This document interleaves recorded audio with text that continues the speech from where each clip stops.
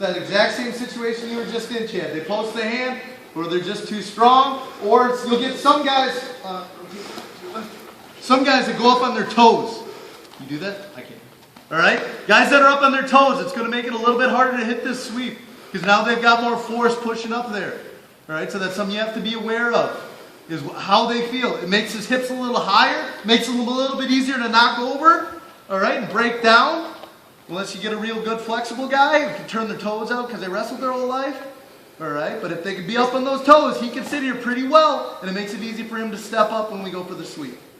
All right, but we're going to start out the same way. His hands are in. I attack those elbows. I'm going to break him down. Lock that hand. Exactly. He sits up nice and strong for me. He's already fallen over himself.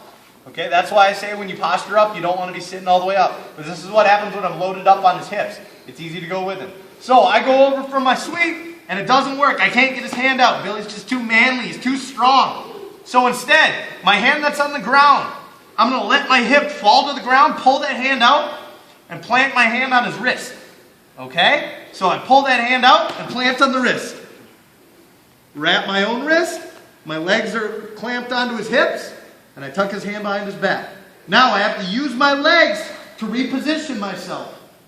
You see how my hips went from my side to my back. So now I'm off to the side on him. You see, I'm looking across his back just like we're doing an armbar or triangle.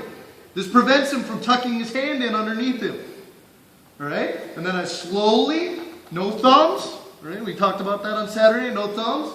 Slowly itch the back of his head with his hand until he taps. So we start out with the sweep. When they stop the sweep, we hit the submission. Position and submission. Make sense?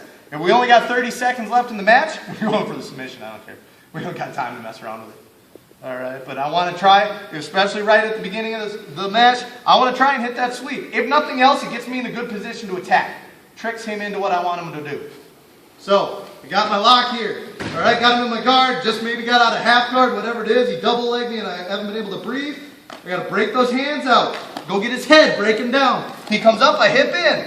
All right, maybe I can't get across his head, whatever the situation, I can't break that posture. Or you'll get guys that'll tuck their head down to your hip. He puts his head in my hip pocket and drives into me. Yep, I can still go get that arm, but before he can get there, this will keep my hips down. So I'm around that arm, take that plant hand, catch the wrist. Wrist to wrist, hips out, pinching the hip so he can't shrimp out. Slowly up his back. All right, some guys are differently flexible. Me, I can't get nearly that far. Billy's much more flexible than I am in the shoulders. Be careful. Absolutely. We'll do it one more time. Billy's postured up. I gotta break the posture first. His elbows are nice and out here for me. All right, he's gonna go inside. That's fine. I pop the wrists, break him down. Go with him. He plants. I'm still swimming over. Either way, if I can pull this out, I'm gonna. But if I can't, that's fine. Hook in the elbow, catch. Tuck it behind his head. Nice and slow. Any questions?